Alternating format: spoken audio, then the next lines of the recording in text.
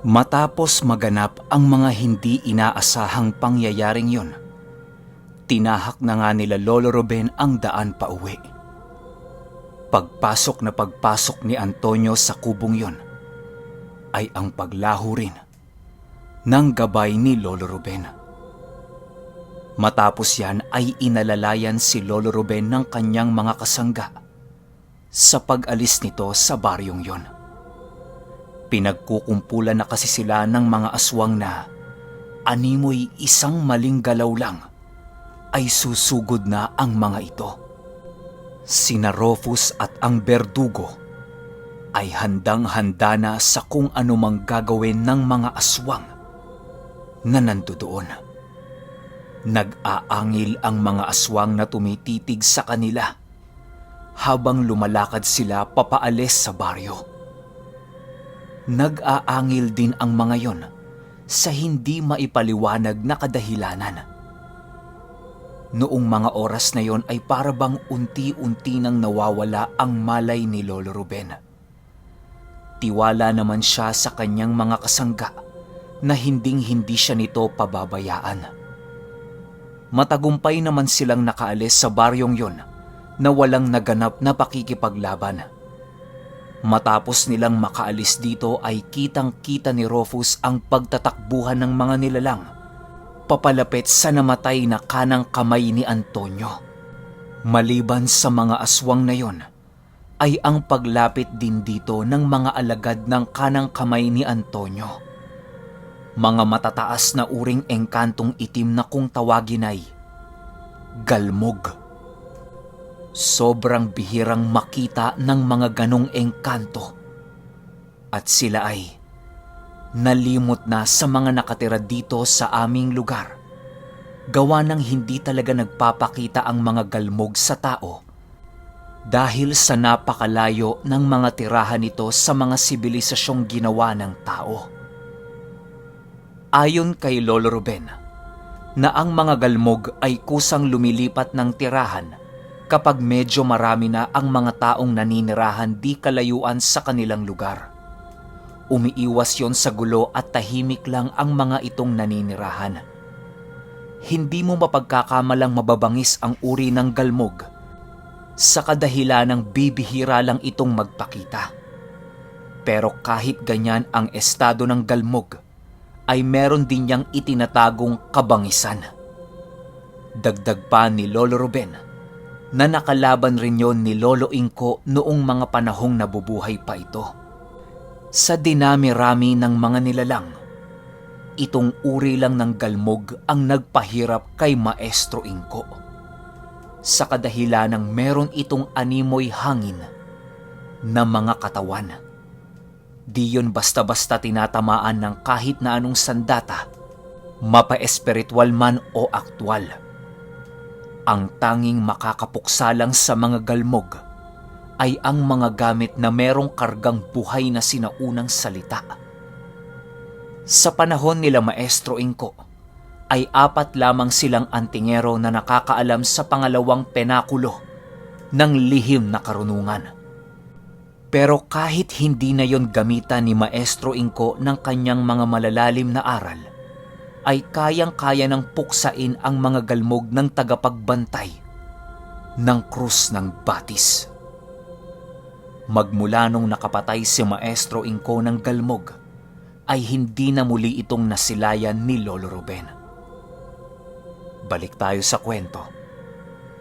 Ligtas namang nakarating si Lolo Ruben sa kanyang kubo sa tulong ng kanyang mga kaibigan.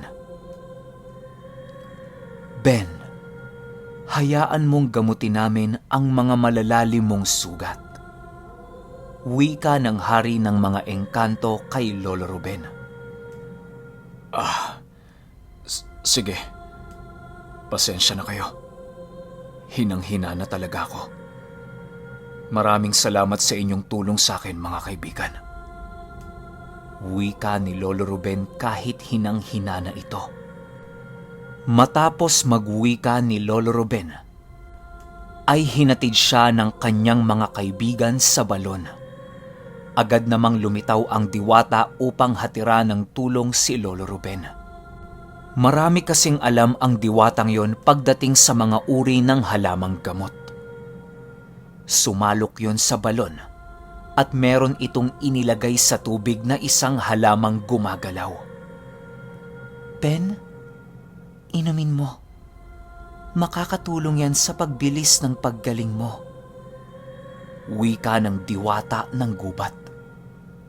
Matapos yan ay ininom ni Lolo Ruben ang sinalok ng diwatang yon. Paunti-unti naman siyang nakakabawi sa kanyang mga natamong sugat sa pakikidigma niya kay Antonio. Unti-unti na ding nakakatayo si Lolo Ruben na walang umaalalay sa kanya. Matapos yan ay nagpaalam na si Lolo Ruben sa kanyang mga kaibigan na babalik na ito sa kanyang kubo. Agad namang naglaho ang mga yon nang makita nilang nakakabawi na itong si Lolo Ruben sa kanyang kalagayan. Habang naglalakad si Lolo Ruben pabalik sa kanyang kubo, ay napakaraming mga maliliit na ibon ang sumasabay sa kanya. Nawala lang ang mga yon nang nakapasok na siya sa kanyang papag. Paghiga na paghiga ni Lolo Ruben, ay nagdasal ito ng pasasalamat sa Panginoon at binigyan pa siya ng pagkakataong makaligtas sa kamay ni Antonio. Matapos magdasal ni Lolo Ruben, ay doon niya naalala ang kaganapan kanina. Biglang pumasok sa kanyang isipan ang gabay niya. Halos napakaraming katanungan ni Lolo Ruben sa kanyang gabay. Ilang segundo lang ang lumipas nang biglang lumitaw ang gabay ni Lolo Ruben. Napausog si Lolo Ruben sa kanyang pagkakahiga sa kadahilan ng halos masakop na ng kanyang gabay ang papag na kanyang hinihigaan. Nakaupo lang ito at nakapikit habang ang mga mata nito sa braso ay patuloy na gumagalaw. Unti-unting nagmulat ang gabay ni Lolo Ruben at tumitig yun sa kanya. Ngumiti lang yon habang kinukumpas ang kanyang kanang kamay. Matapos nitong magkumpas ng kamay, ay ang paglaho ng espada nitong hawak. Ben, ba't mo ko tinawag? Wika ng kanyang gabay. Teka, hindi kita tinawag. Iniisip lang kita. Sagot ni Lolo Ruben. Iisa lang din yun, Ben. Sapagkat konektado ang kaluluwa mo sa akin. Bilang tagapagbantay mo ay tungkulin kong lumitaw sa oras na iniisip mo ako.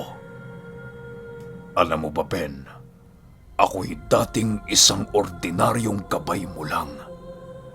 Nung nagsanay ka sa iyong maestro, ay doon ako tuluyang umunlad. Pinaunlad ako ng ating Panginoon dahil alam niya na isa ka sa mga magagaling niyang tagasunod at mandirigma. Nasa pangalawang hanay ako ng ordo ng Panginoon. Hindi pa ito ang aking tunay na kaanyuan, bagkus ay ito pa lamang ang aking normal na katayuan. Kung ako'y makikita mo sa aking kaluwalhatian, ay lubos mo itong ikamamangha. Mas higit pa akong malakas sa tagapagbantay ng krus ng batis. Dahil isa ko sa mga unang lalang ng Panginoon. Wika ng gabay ni Lolo Ruben. Gabay ko ay isang anghel? Gulat na tanong ni Lolo Ruben. Di niya kasi akalain na ang kanyang gabay ay isang anghel. Nais niya tong kumpirmahin sa isasagot ng kanyang gabay. Oo, Ben. Ako ay isang anghel.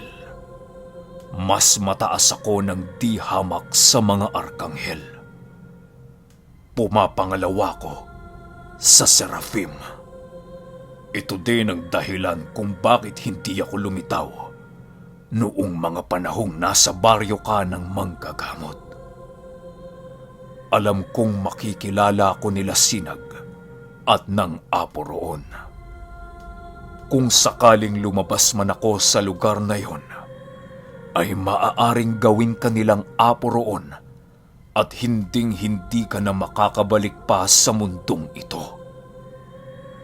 Wika ng gabay ni Lolo Ruben. Ibig mong sabihin, ikaw ay isang tagapagbantay ng puno ng buhay? Gulat na tanong ni Lolo Ruben. Nang marinig niya ang mga katagang binitawan ng kanyang gabay, ay doon niya napagtanto na isang cherub ang kanyang gabay. Ang hindi niya lang maipaliwanag ay kung bakit mas pinili siyang gabayan nito kesa sa puno ng buhay. Oo, Ben. Isa ko sa mga cherubim na tagapagbantay roon. Pwede mo kong tawagin sa pangalang Artos. Wika ng gabay ni Lolo Ruben habang unti-unting naglalaho. Doon ay nakumpirma ni Lolo Ruben na hindi nga basta-basta ang kanyang gabay. Pero hindi ibig sabihin na pakakampante na siya sa gabay niyang yun. Mas maigi pa ring sandalan ang pansariling kakayahan ayon kay Lolo Ruben. Kasabay ng paglaho ng gabay ni Lolo Ruben ay ang paghulog ng dalawang balahibong nagkikinangan.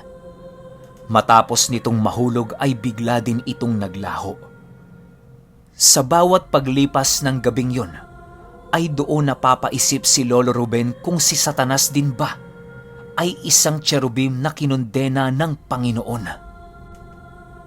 Hay, napakahiwaga talaga ng mundo. Wika ni Lolo Ruben sa kanyang sarili. Kinaumagahan, agad namang nagising ng maaga si Lolo Ruben. Paglabas niya ng kanyang kubo, ay nakita niya ang dalawa niyang kaibigan na meron pang isang kasama. Uy Ben, si Juan pala. Kaibigan namin at kababata galing Balete. Wika ni Lolo Enteng paglapit na paglapit nito kay Lolo Ruben. Oh, Juan, kumusta? Masaya ako makilala ka. Ruben nga pala, kaibigan din ni Enteng at ni Berto. Wika ni Lolo Ruben. Mabuti naman, Ruben.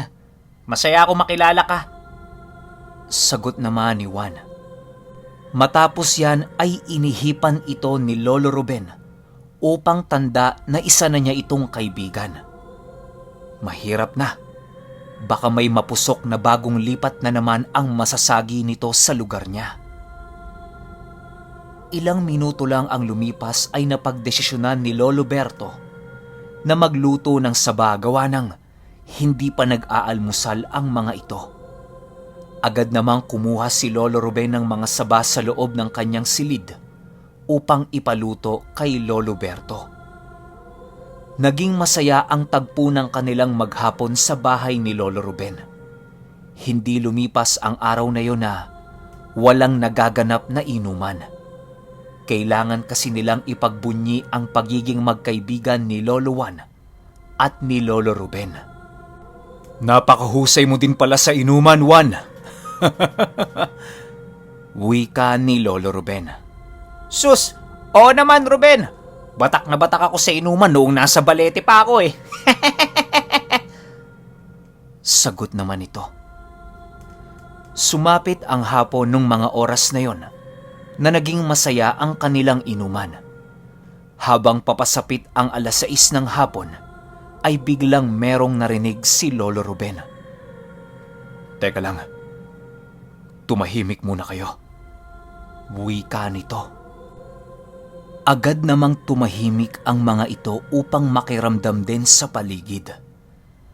Nang tahimik na sa paligid, ay doon narinig ni Lolo Ruben ang parang mga uod na gumagapang at iba pang mga insekto. Pagtingin niya sa taas ng kanyang kubo, ay doon nga nakita niya ang napakaraming insektong pilit na binubutas ang harang na ginawa niya.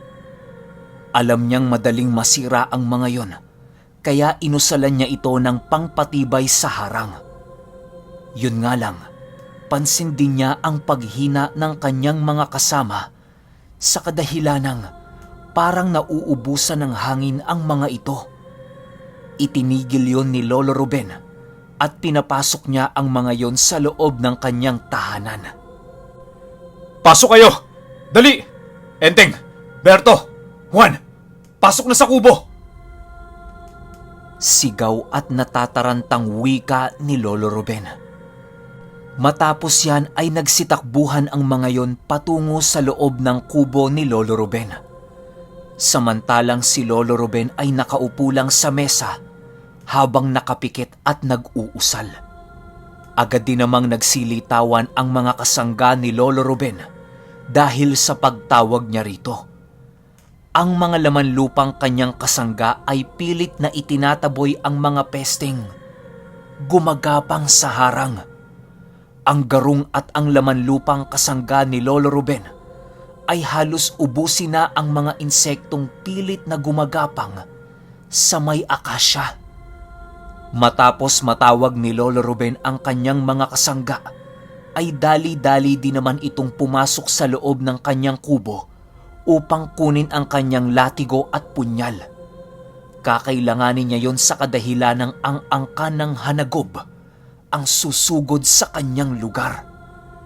Yun lang din naman kasi ang nakaaway ni Lolo Ruben noong mga panahong yon. Alam niya din sa kanyang sarili na hindi titigil si Antonio lalo pat napaslang ni Artos ang kanang kamay nito.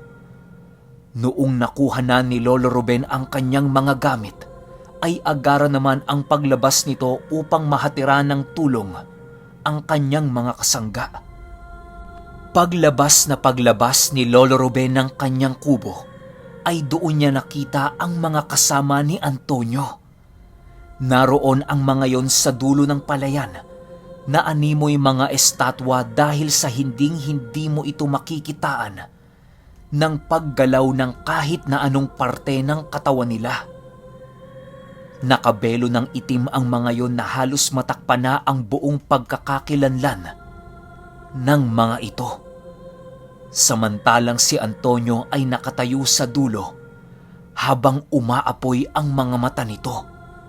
Nakalutang rin sa ere ang gabay ni Antonio na talaga namang ikinagulat ni Lolo Ruben.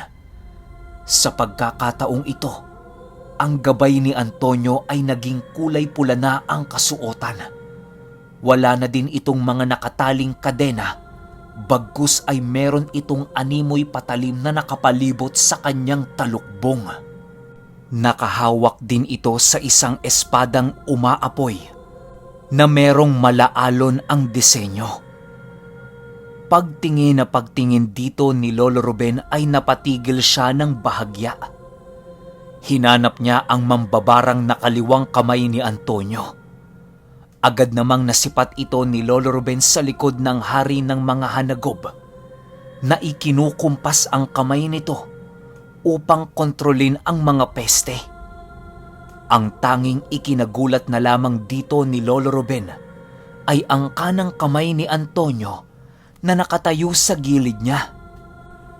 Hindi makapaniwala si Lolo Ruben sa kanyang nasaksihan. Pero sa pagkakataong ito, ang kanang kamay ni Antonio ay merong mga kadenang nakapulupot sa kamay, leeg at paa nito. Animoy isang alipin kung titingnan ang kanang kamay ni Antonio. Wala din yung kasuotan at napakaraming mga bakal na nakabaon sa kanyang mga katawan.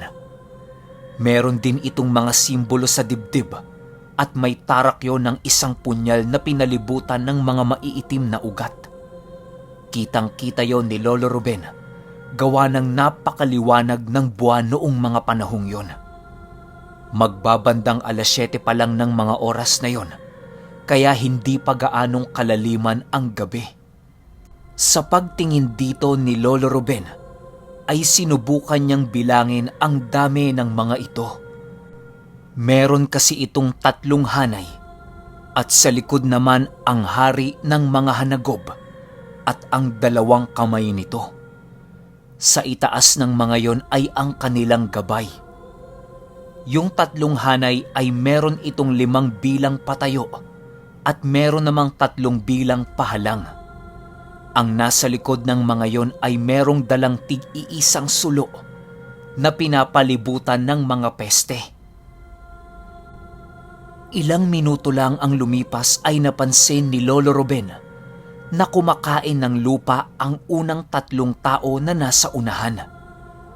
Habang kumakain yon ng lupa ay ang pagsunog ng mga talukbong nito. Hanggang sa bigla itong naging mga ganap na hanagob. Malaasong nakikipaglaban ang posisyon ng mga yon habang tinutubuan ng pakpak at mga sungay. Nag-aangil din ang iba dito at sumisigaw na tila ba pinapahirapan ang mga yon.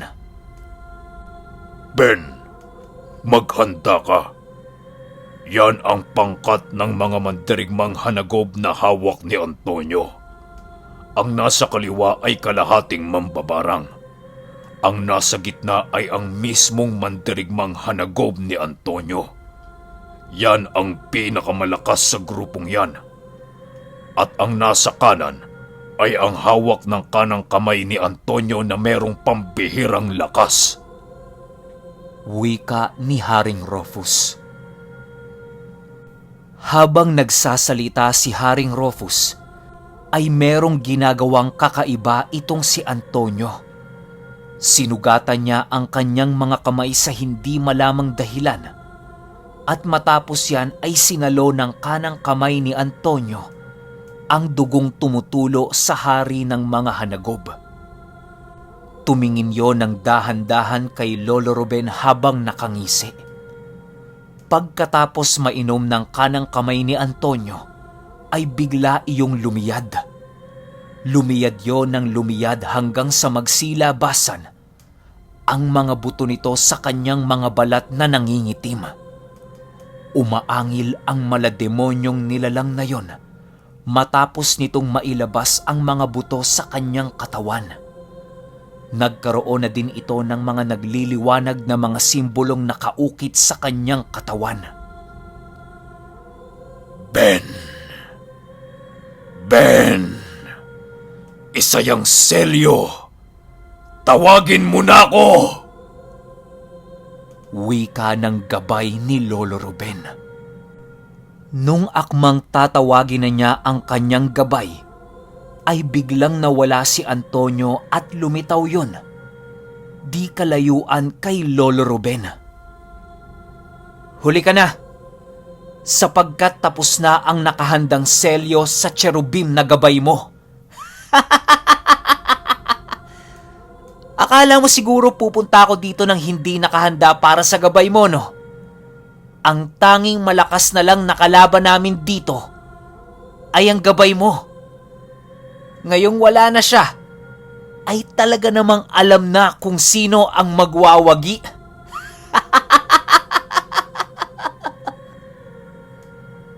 Wika ni Antonio.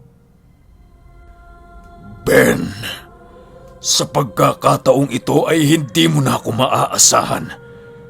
Manalig ka sa iyong kakayahan at magtiwala ka sa iyong mga kaibigan. Kahit wala naman ako sa tabi mo, ay nakaya mo pa ring pagtagumpayan ang mga pagsubok sa iyong buhay. Magtiwala ka, Ben, sapagkat hindi pa dito magwawakas ang paninilbihan mo sa ating Ama. Wika ni Artos, na para bang hirap na hirap at unti-unti nang nawawala ang tinig. Sa kabilang dako naman, ay nakikinig lang ang 3 kaibigan ni Lolo Ruben sa loob ng kanilang kubo. Binabantayan ito ng mga gumagapang na baging upang maging ligtas sila sa anumang gagawing panlilinlang ng mga hanagob. Matapos marinig ni Lolo Ruben ay napaatras na lamang ito ng bahagya. Kitang-kita niya ang pagliwanag ng 3 mutya ni Antonio na nasa leeg nito. Unti-unti ring nagkakaroon ng malaipu-ipong hangin sa lugar na yon.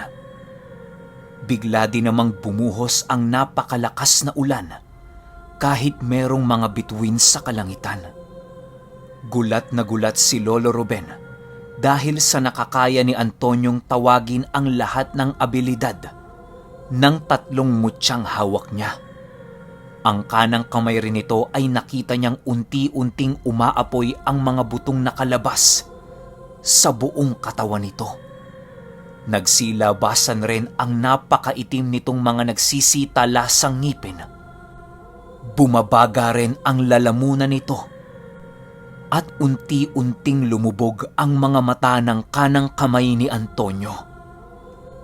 Ang gabunang mambabarang naman na si Saray ay unti-unti na ring lumalapit. "Diyan ka muna, Saray. Hindi pa kita binibigyan ng utos," wika ni Antonio. Napatigil naman itong si Saray gawa ng makapangyarihan sa kanila ang kahit anong utos ni Antonio. Yumuko lang ito at nagwika ng, "Patawad po, aking Panginoon." Agad namang lumingon si Antonio kay Lolo Ruben habang nakangisi yun. Kasabay ng pagngisi ni Antonio ay ang paglitaw ng gabay nito. Sa pagkakataong ito ay lumitaw ang gabay ni Antonio sa lupa. Nang makita ito ni Rufus, ay hindi na ito nagdalawang isip na sumugod sa gabay ni Antonio. Nung akmang dadakmain na ito ni Rufus, ay tumagos lamang ang kamay nito sa gabay ni Antonio. Ilang beses niya itong tinangkang hawakan, pero hindi niya ito mahawak-hawakan. Kahit merong usal na ginamit si Antonio upang mahawakan ang mga espiritual na bagay, ay hindi pa rin yun umuubra. Sadyang napakalakas nga ng hari ng mga engkantong itim na yon. Alam niya din sa kanyang sarili na hindi basta-basta ang kanilang makakaharap, kaya nakapaghanda rin naman kahit papaano itong si Rufus. Nang makita ang pagsugod ni Haring Rufus ng mga alagad ni Antonio, ay sumugod na rin yon. Napakabilis ng mga aswang na hanagob na yon, na animoy lumilipad ito sa palayan. Sa pagtakbo ng mga yon ay paunti-unting nasusunog ang mga balat nito hanggang sa tuluyan na itong maging isang ganap na hanagob. Lahat ng nakita nilang hanagob noong gabing yon ay kakaiba sa lahat ng aswang na nakita nila. Namumula ang mga balat nito na napakakintab. Animoy mga pinuno ang mga yon sa bawat angkan ng aswang dito sa lugar namin. Gumagamit din yon ng mga mahikang inilagay nila sa kanilang dalang armas. Isang pinatulis na buto ng tao na merong mga nagbabagang kulay itim na apoy ang gamit ng bawat hanagob na makikipagdigma kay Lolo Ruben. Nung akmang lalapit na ito, ay bigla itong napahinto gawa ng nakarinig sila ng naghahalinghingang mga kabayo. Lahat ng mga hanagob maging si Saray ay napatigil. Pero ang kanang kamay ni Antonio ay patuloy pa rin sa pagsugod na tila ba nawala na ang takot nito sa mga kasangga ni Lolo Ruben. Malademonyong hayop na ang kanang kamay ni Antonio sa kadahilanang ito ang naging daluyan ng ritual na hinanda ni Antonio para kay Artos. Bukod sa ritual ay pinasapian niya rin ang kanyang kanang kamay ng napakaraming itim na engkanto at kaluluwa. Kahit patay na yung kanang kamay ko, ay may silbi pa rin yan, wika ni Antonio habang nagliliwanag ang mga mata nito.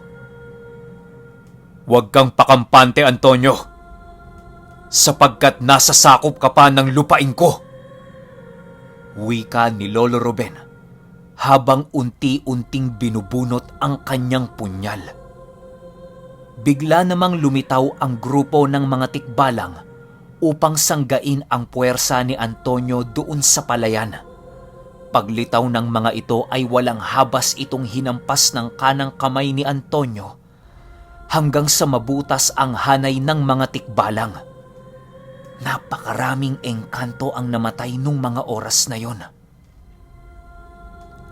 "Huwag niyo nang habulin. Kami na ang bahala sa demonyong yan," wika ng hari ng mga engkanto. Agad naman siyang pinakinggan ng mga tikbalang na nasa unang hanay. Itinuon na lamang ng mga ito ang kanilang wisyo sa pakikipaglaban sa mga pulang hanagob na yon maging sa mambabarang na si Saray. Kahit umuulan ng napakalakas, ay hindi yon alintana ng mga tikbalang.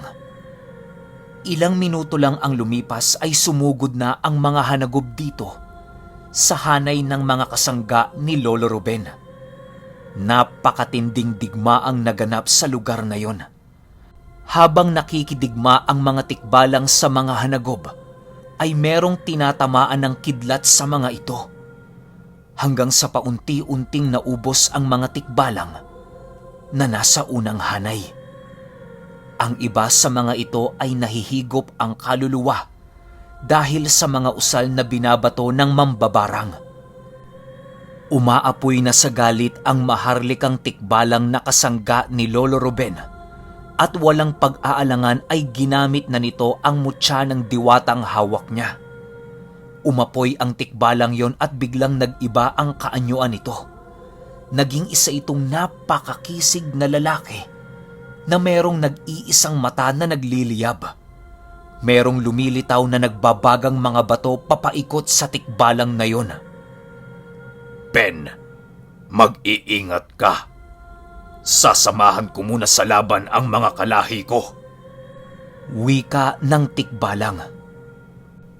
Mag-iingat ka, aking kaibigan. Sagot naman ni Lolo Ruben habang nakatingin kay Antonio. Nung mga oras na yon ay nakakarga na ang lahat ng mga usal na alam ni Lolo Ruben na pwede niyang gamitin. Opensa at depensa ni Lolo Ruben ay nasa pinakamataas na antas ito. Halos hindi na siya makita nila Lolo Enteng dahil sa napakalakas ng ginawang poder at baluti ni Lolo Ruben. Si Antonio naman ay nakataas na ang nagliliyab nitong baluti habang nakatitig kay Lolo Ruben. Unti-unting nag-iba ang kulay ni Antonio hanggang sa maging kulay itim ang balat nito na merong mga kaliskis. Nakangisi yon habang paunti-unting nagbabago ang kanyang anyo. Dahan-dahan ding naagnas ang balat nito at ilang segundo lang ang lumipas ay biglang umusli ang napakaliit na mga pakpak nito at mga sungay. Papalakas ng papalakas na din ang ulan noong mga panahong yon dahil sa mutyang taglay ni Antonio. Nang akmang hindi na mahahawakan ni Haring Rufus ang gabay ni Antonio, ay siya na lamang ang pinagbalingan ng atensyon nito. Nang sinugod ni Haring Rufus si Antonio, ay biglang itinaas nito ang kanyang kamay. Paglapit na paglapit ni Haring Rufus dito, ay hindi ito tuluyang nakalapit kay Antonio. Sinapak nito ang hangin at sa hindi malamang kadahilanan ay tumilapon si Haring Rufus malapit sa balon ng kubo ni Lolo Ruben. Gulat na gulat si Lolo Ruben dahil sa ginawa ng hari ng mga hanagob. Ang berdugo naman ay humarap sa kanang kamay ni Antonio. Halatang naghihirap din ang berdugo dahil sa lakas ng demonyong kanyang nakakalaban. Wala na itong saplot dahil sa napakainit ng katawan ng kanang kamay ni Antonio. Unti-unti na ring nagkakaroon ng bitak ang talim na palakol na hawak nitong berdugo. Napakabilis ng kanang kamay ni Antonio na halos hindi na nakakasabay ang berdugong yon. inilagay na rin sa noo ng hari ng mga engkanto ang kanyang pinakamalakas na gamit na kung saan ay binibigyan siya nito ng kapangyarihang maging isang dambuhalang nilalang. Agad nitong sinugod ang kanang kamay ni Antonio upang hatiran ng tulong ang berdugo. Kapag kasi hindi niya ito tinulungan, ay maaaring ikamatay ito ng isa sa mga kasangga ni Lolo Ruben. Kahit papasugod pa lamang yon, ay pinapaulanan na ito ng mga kidlat.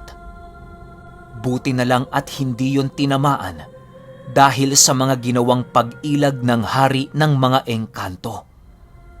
Matapos yan ay dinumog niya ang kanang kamay ni Antonio at walang habas na pinagpupuluputan ng mga makakapal na baging.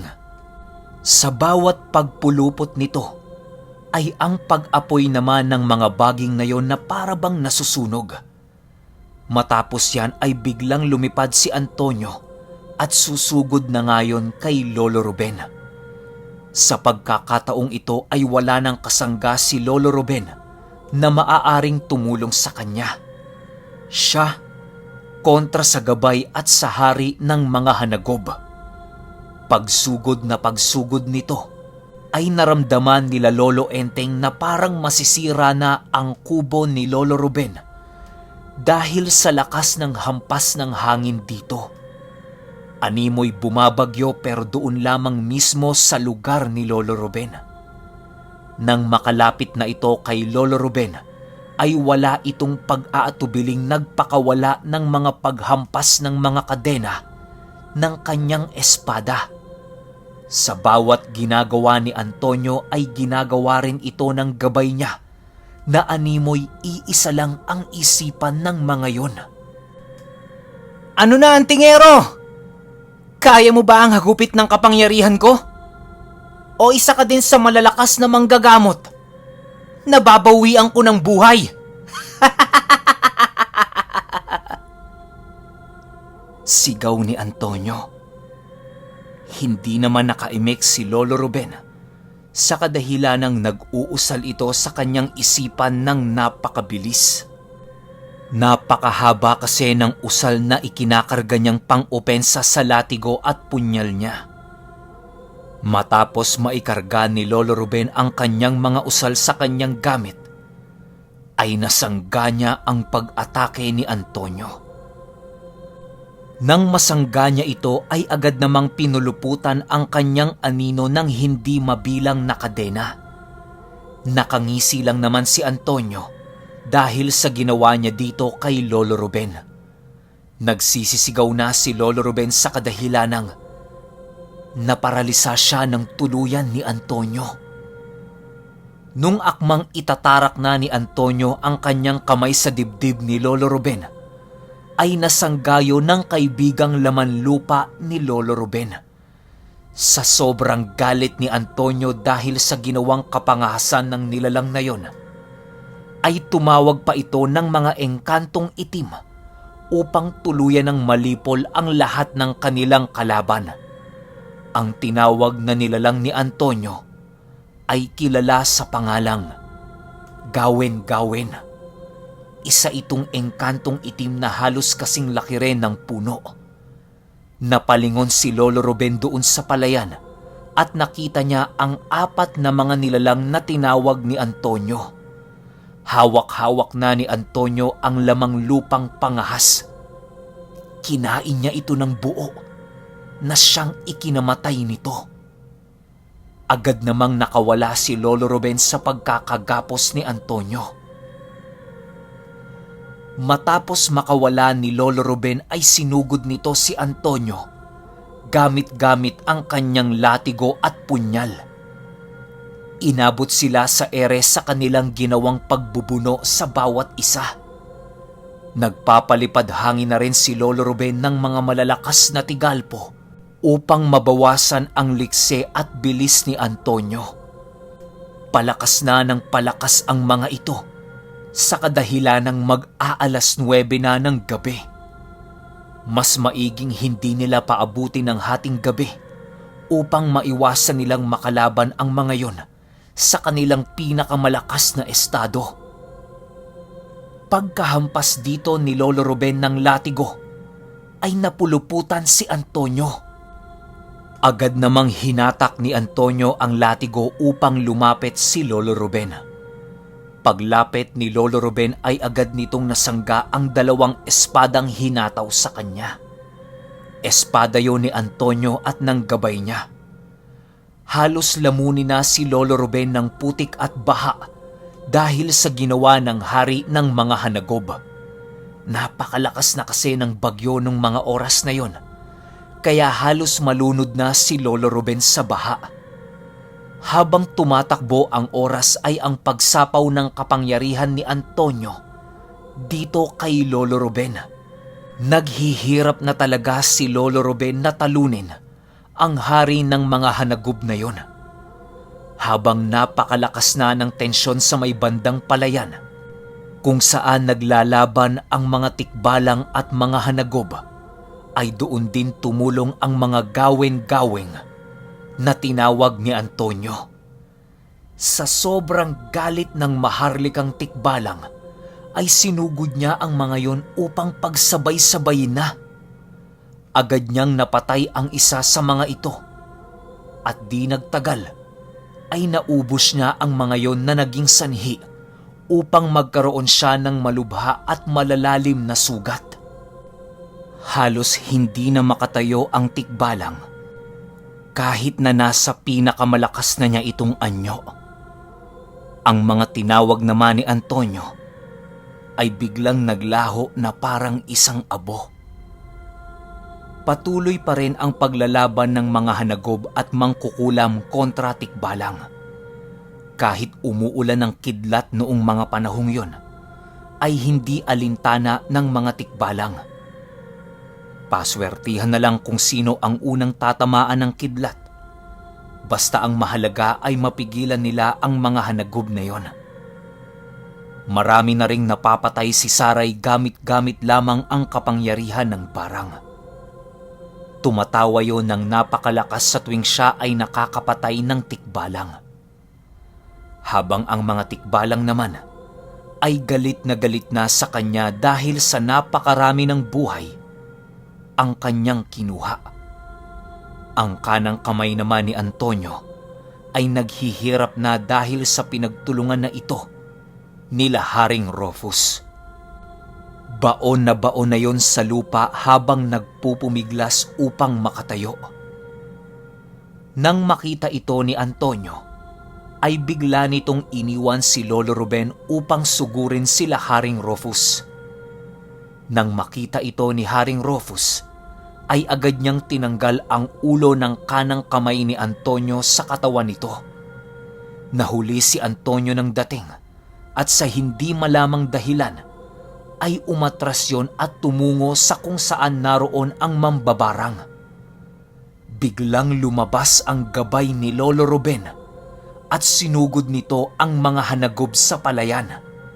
Nagsipulasan ang mga yon habang ang mambabarang at si Antonio ay tuluyan ng naglaho. Patay lahat ng hanagob ng walang sawang sinunggaban ng tigre, uwak at kalabaw. Mga alaga yon ni Artos. Ilang minuto lang ang itinagal ng mga hanagob nang lumabas ng tuluyan ang cherub na gabay ni Lolo Ruben. Kahit sugatan ang mga kasangga ni Lolo Ruben, ay nagpumilit itong yumuko.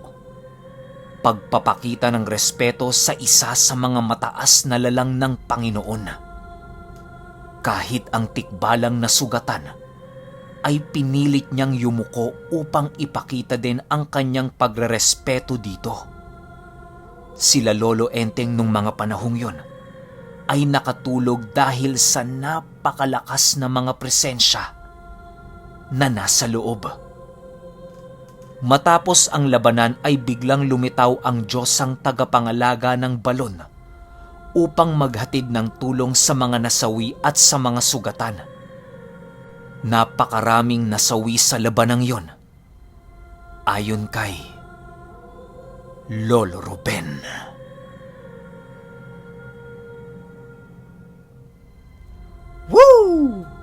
Napakalupit, napakabangis. Di na muna ako magbibigay ng opinion ha. Kasi pang ilang part pa lang to eh. Pero sa mga walang ideya kung anong itsura ng cherub o cherubim, ilalagay ko sa dulo ng video. Yun lang. Hanggang sa susunod na kwento. Salamat.